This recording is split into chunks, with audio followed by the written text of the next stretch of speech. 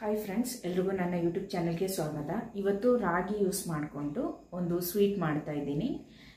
Evening snacks ಥರ, ಈವ್ನಿಂಗೇ ಮಾಡ್ತಿರೋದು. Evening snacks ಥರ ಅಲ್ಲ, ಈವ್ನಿಂಗ್ ಸ್ನ್ಯಾಕ್ಸ್ ಆಗಿ ಒಂದು ರಾಗಿದು ಸ್ವೀಟದು ಒಂದು ಡಿಶ್ ಮಾಡ್ತಾ ಇದ್ದೀನಿ. ಬನ್ನಿ ಹೆಂಗೆ ಮಾಡೋದು ಅಂತ ನೋಡೋಣ. ನನ್ನ ವಿಡಿಯೋ ಫಸ್ಟ್ ಟೈಮ್ ನೋಡೋದಾದರೆ ಸಬ್ಸ್ಕ್ರೈಬ್ ಮಾಡಿಬಿಟ್ಟು ನನ್ನನ್ನು ಸಪೋರ್ಟ್ ಮಾಡಿ. ಬನ್ನಿ ವಿಡಿಯೋ ಒಳಗಡೆ ಹೋಗೋಣ. ಫಸ್ಟ್ ಈ ಸ್ವೀಟ್ ಮಾಡೋದಕ್ಕೆ ಏನೇನೆಲ್ಲ ಇಂಗ್ರೀಡಿಯೆಂಟ್ಸ್ ಯೂಸ್ ಮಾಡ್ತಾ ಇದ್ದೀನಿ ಅಂತ ನೋಡೋಣ. ಫಸ್ಟು 1 ಕಪ್ಪಷ್ಟು ರಾಗಿ ಹಿಟ್ಟು, ಆಮೇಲೆ ಸ್ವೀಟಿಗೆ ನಮಗೆ ಎಷ್ಟು ಬೇಕೋ ಅದಕ್ಕೆ ತಕ್ಕನಾಗಿ ಬೆಲ್ಲ. ನಾನಿಲ್ಲಿ ನೇಂದ್ರ ಬಾಳೆಹಣ್ಣು ಯೂಸ್ ಮಾಡಿದ್ದೀನಿ. ನೀವು ಏಲಕ್ಕಿ ಬಾಳೆಹಣ್ಣು ಕೂಡ ಬೇಕಾದರೆ ಯೂಸ್ ಮಾಡ್ಬೋದು. ಆಮೇಲೆ ಸ್ವಲ್ಪ ತೆಂಗಿನಕಾಯಿ ತುರಿ, ದ್ರಾಕ್ಷಿ, ಆಮೇಲೆ ಗೋಡಂಬಿ, ಬಾದಾಮು, ಸ್ವಲ್ಪ ಏಲಕ್ಕಿ ಪೌಡ್ರು, ಆಮೇಲೆ 1 ಪಿಂಚಷ್ಟು ಉಪ್ಪು ಸೇರಿಸ್ಬೇಕು, ಸ್ವಲ್ಪ ತುಪ್ಪ, ಆಮೇಲೆ ಈ ಬೆಲ್ಲ ಇದು ಕರಗಕ್ಕಷ್ಟು ಒಂದು ಸ್ವಲ್ಪ ನೀರು. ಇಷ್ಟೇ ಬೇಕಾಗಿರೋ ಇಂಗ್ರೀಡಿಯೆಂಟ್ಸ್ ಎಲ್ಲ. ನೆಕ್ಸ್ಟ್ ಇದು ಹೆಂಗೆ ಮಾಡೋದು ಅಂತ ನೋಡೋಣ. ಇಲ್ಲಿ ಸ್ಟವ್ ಆನ್ ಮಾಡಿಕೊಂಡು ಒಂದು ಬಾಣಲಿ ಇಟ್ಕೊಂಡಿದ್ದೀನಿ. ಅದಕ್ಕೆ 1 ಟೇಬಲ್ ಸ್ಪೂನ್ ತುಪ್ಪ ಹಾಕ್ತಾ ಇದ್ದೀನಿ. ತುಪ್ಪ ಮೆಲ್ಟ್ ಆಗಲಿ.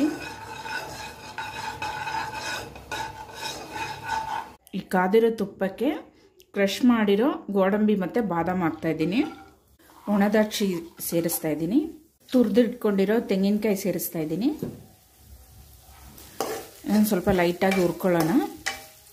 ಚಿಕ್ಕದಾಗಿ ಕಟ್ ಮಾಡಿ ಇಟ್ಕೊಂಡಿರೋ ನೇಂದ್ರ ಬಾಳೆಹಣ್ಣು ಸೇರಿಸ್ತಾ ಇದ್ದೀನಿ. ಇದನ್ನು ಸ್ವಲ್ಪ ಚೆನ್ನಾಗಿ ಹುರ್ಕೊಳ್ಳೋಣ. ಈ ಬಾಳೆಹಣ್ಣೆಲ್ಲ ಸ್ವಲ್ಪ ಸ್ಮ್ಯಾಶ್ ಮಾಡಬೇಕು. ಇವಾಗ ಸ್ವಲ್ಪ ಏಲಕ್ಕಿ ಪೌಡ್ರ್ ಸೇರಿಸ್ತಾ ಇದ್ದೀನಿ. 1 ಪಿಂಚಷ್ಟು ಉಪ್ಪು ಸೇರಿಸ್ತಾ ಇದ್ದೀನಿ. ಇದನ್ನೆಲ್ಲ ಸೇರಿ ಚೆನ್ನಾಗಿ ಒಂದು ಮಿಕ್ಸ್ ಕೊಡೋಣ. ಈ ಹುರಿದಿರೋ ಈ ಬಾಳೆಹಣ್ಣು ಮಿಶ್ರಣಕ್ಕೆ ನಾವು 1 ಕಪ್ಪಿನಷ್ಟು ಫಸ್ಟೇ ಎತ್ತಿಟ್ಕೊಂಡಿದ್ವಲ್ವ ಆ ರಾಗಿ ಪೌಡರ್ ಸೇರಿಸ್ತಾ ಇದ್ದೀನಿ.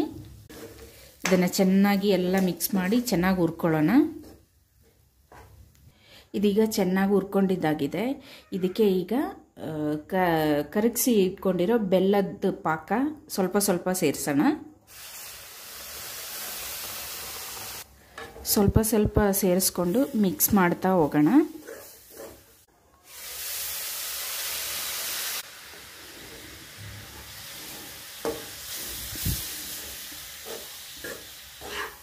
ಮಿಕ್ಕಿರೋದು ಬೆಲ್ಲದ ಪಾಕ ಪೂರ್ತಿ ಸೇರಿಸ್ತಾ ಇದ್ದೀನಿ.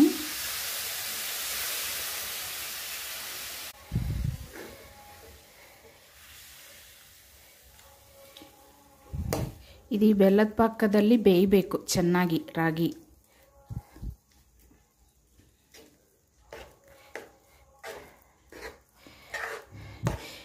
ಇದು ಚೆನ್ನಾಗಿ ಗಂಟಿಲ್ಲದೆ ಮಿಕ್ಸ್ ಮಾಡಿಕೊಂಡು ಅವೇನಲ್ಲಿ ಒಂದು ತಟ್ಟೆಗೋ ಇಲ್ಲ ಯಾವ ಥರ ಒಂದು ರೌಂಡ್ ಇರೋ ಪಾತ್ರೆಗೋ ಹಾಕ್ಬಿಟ್ಟು ಅವೇನಲ್ಲಿ ಕೂಡ ಬೇಯಿಸ್ಬೋದು.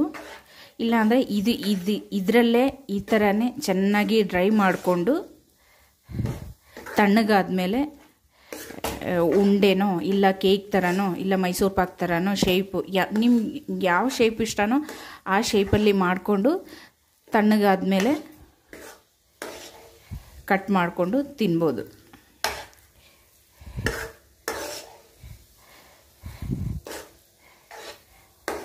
ಈಗ ಅವೇನಲ್ಲಿ ಬೇಯಿಸೋದಾದರೆ ಸ್ವಲ್ಪ ಲೂಸ್ ಥರ ಇರಬೇಕು. ಲೂಸ್ ಥರ ಸ್ವಲ್ಪ ಇಡ್ಲಿ ಇದೆಲ್ಲ ಇಟ್ಟಿರುತ್ತಲ್ವ ಅದಕ್ಕಿಂತ ಒಂಚೂರು ಗಟ್ಟಿ ಮಾಡಿಕೊಂಡು ಅವೇನಲ್ಲಿ ಬೇಯಿಸಿ ಯೂಸ್ ಮಾಡ್ಬೋದು. ನಾನೀಗ ಅವೇನಲ್ಲಿ ಬೇಯಿಸ್ತಾ ಇಲ್ಲ. ಇದು ಹಿಂಗೇ ಡ್ರೈ ಮಾಡಿಕೊಂಡು ಲಾಡು ಥರನೋ ಕೇಕ್ ಥರನೋ ಹೆಂಗನ ಮಾಡೋಣ ಅಂತ ಯೋಚನೆ ಮಾಡ್ತಾಯಿದ್ದೀನಿ. ನನ್ನದು ಮೈಂಡ್ ಚೇಂಜ್ ಆಯಿತು. ಇದು ಹಲ್ವಾ ಥರ ಮಾಡ್ಕೊಂಬಿಡೋಣ ಅಂತ ಡಿಸೈಡ್ ಮಾಡಿದ್ದೀನಿ. ಹಲ್ವಾ ಥರ ಮಾಡುವಾಗ ಇನ್ನೇನು ಗೊತ್ತಾ, ಸ್ವಲ್ಪ ಜಾಸ್ತಿ ತುಪ್ಪ ಯೂಸ್ ಮಾಡಬೇಕಾಗತ್ತೆ. ತುಪ್ಪ ಇಷ್ಟ ಇರೋರು ಜಾಸ್ತಿ ತುಪ್ಪ ಹಾಕ್ಕೊಳ್ಳಿ. ನಾನೀಗ ಇಷ್ಟೇ ಏನು ಫಸ್ಟು ಅದೇ ಗೋಡಂಬಿ ದ್ರಾಕ್ಷಿ ಎಲ್ಲ ಹುರ್ಕೊಳ್ಳೋಕೆ ಯೂಸ್ ಮಾಡಿದ್ದೀನಲ್ವ, ಅಷ್ಟೇ ತುಪ್ಪ ಯೂಸ್ ಮಾಡಿರೋದು, ಬೇರೆ ಯಾವುದು ಎಕ್ಸ್ಟ್ರಾ ಯೂಸ್ ಮಾಡಿಲ್ಲ. ನಿಮಗೆ ಬೇಕು ಅಂದರೆ ಈ ಟೈಮಲ್ಲಿ ಲಾಸ್ಟಲ್ಲಿ ಇನ್ನೊಂದು ಸ್ವಲ್ಪ ತುಪ್ಪ ಹಾಕ್ಕೊಂಡು ಚೆನ್ನಾಗಿ ಮಿಕ್ಸ್ ಮಾಡಿಕೊಂಡ್ರೆ ಇನ್ನೂ ಚೆನ್ನಾಗಿ ಟೇಸ್ಟ್ ಇರುತ್ತೆ. ಇದು ಇಷ್ಟಕ್ಕೇ ಚೆನ್ನಾಗಿದೆ ಟೇಸ್ಟು, ಎಲ್ಲರೂ ಟ್ರೈ ಮಾಡಿ ನೋಡಿ. ನಾನು ಬೇರೆ ಏನೋ ಮಾಡೋಣ ಅಂತ ಟ್ರೈ ಮಾಡಿದ್ದು, ಆದರೆ ಲಾಸ್ಟಲ್ಲಿ ರಾಗಿದು ಹಲ್ವಾ ಆಗೋಯ್ತು. ನಾನು ಕರೆಕ್ಟಾಗಿ ಈ ಥರ ಎಲ್ಲ ಮಾಡಿಕೊಂಡು ಲಾಸ್ಟಲ್ಲಿ ಇಡ್ಲಿದು ತಟ್ಟೆನಲ್ಲಿ ಏನಾದರೂ ಇಟ್ಬಿಟ್ಟು ಅವೇನಲ್ಲಿ ಬೇಯಿಸ್ಬಿಟ್ಟು ಯೂಸ್ ಮಾಡೋಣ ಅಂತ ಅಂದ್ಕೊಂಡಿದ್ದು. ಆಮೇಲೆ ಅನ್ನಿಸ್ತು ಬೇಡ, ಇದು ಈ ಥರನೇ ಚೆನ್ನಾಗಿದೆ, ಇನ್ನು ನೆಕ್ಸ್ಟ್ ಅವೇನಲ್ಲಿ ಬೇಯಿಸೋದೆಲ್ಲ ಬೇಡ ಅಂತ ಅಂದ್ಕೊಂಡು ಅದು ಹಲ್ವಕ್ಕೆ ಕನ್ವರ್ಟ್ ಮಾಡಿದೆ. ನೀವು ಇದರಲ್ಲಿ ಈ ಥರ ಕೂಡ ನೀವು ನಿಮ್ಗಿಷ್ಟ ಬಂದಿರೋ ಥರ ಶೇಪ್ ಮಾಡ್ಕೋಬೋದು. ನಾನು ಇದಿಷ್ಟೇ, ಇದು ಹಿಂಗೇನೆ ಹಲ್ವಾ ಥರನೇ ಯೂಸ್ ಮಾಡ್ತಾಯಿದ್ದೀನಿ. ಶೇಪು ಅನಿಸಿದ್ರೆ ಯಾವುದಾದ್ರೂ ತಟ್ಟೆಗೋ ಏನಕ್ಕಾದರೂ ಹಾಕಿ ಶೇಪ್ ಹಾಕ್ತೀನಿ ಅಷ್ಟೇ. ಚೆನ್ನಾಗಿದೆ ಟೇಸ್ಟ್, ಅದು ಎಲ್ಲರೂ ಟ್ರೈ ಮಾಡಿ ನೋಡಿ. ನಾನು ಫಸ್ಟ್ ಟೈಮ್ ಮಾಡ್ತಿರೋದು, ಇದಿಷ್ಟು ಚೆನ್ನಾಗಿ ಬರುತ್ತೆ ಅಂತ ನಾನು ಅಂದ್ಕೊಂಡಿರಲಿಲ್ಲ, ಆದರೆ ಚೆನ್ನಾಗಿ ಬಂತು, ಟೇಸ್ಟ್ ಚೆನ್ನಾಗಿದೆ. ನಮ್ಮಮ್ಮ ಆಲ್ರೆಡಿ ನೋಡಿಬಿಟ್ಟು ಚೆನ್ನಾಗಿ ಬಂದಿದೆ ಅಂತ ಹೇಳಿದ್ರು. ಎಲ್ಲರೂ ಟ್ರೈ ಮಾಡಿ ನೋಡಿ. ಈ ವಿಡಿಯೋ ಎಲ್ಲರಿಗೂ ಇಷ್ಟ ಆಗೋದಾದರೆ ಲೈಕ್ ಮಾಡಿ, ಶೇರ್ ಮಾಡಿ, ಕಮೆಂಟ್ ಮಾಡಿ, ಸಬ್ಸ್ಕ್ರೈಬ್ ಮಾಡಿಬಿಟ್ಟು ನನ್ನನ್ನು ಸಪೋರ್ಟ್ ಮಾಡಿ. ನೆಕ್ಸ್ಟ್ ವಿಡಿಯೋದಲ್ಲಿ ನೋಡೋ ತನಕ ಬಾಯ್.